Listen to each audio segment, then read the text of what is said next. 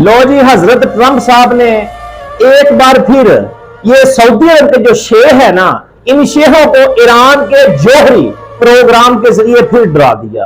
और ये इसके पास पुराना हथगंडा है काफिर के पास कि ये अरबियों को डराता है, वो डर जाते हैं, वो फिर वो इनके साथ दफाई हदूद पर जो हिफाजत के मादे करते हैं, फिर ये इनसे तेल लेता है, फिर ये इनको रियाल देते हैं, फिर ये 500 रियाल का वेपन 500 रियाल का वेपन अंग्रेज भी इनको बदमों को 5-5 हजार रियाल में देता है। इतना ज्यादा ज़र मुबादला सिर्फ इस बेस पे कमाता है कि इनको डराता है। और अब की दफा इस दौरे पर भी इसने जौहरी प्रोग्राम जो है, ट्रंप ने ईरान के जौहरी प्रोग्राम के जरिए शेहों को फिर डराया है। और ये हबीस, ये कुत्ता कहता है कि ईरान का मुस्तकबिल रोशन हो सकता है। देखें, ये खुद को खुदा समझ रहा है कि जैसे हर मुमलकत इस्लामी है कि ये खुद फैसले कर रहा है कि ये इनका जो मुस्तकबिल है ना रोशन हो सकता है। लेकिन मैं इसे कभी भी हमारे तहादियों के साथ जंग करने की इजाजत नहीं दूंगा।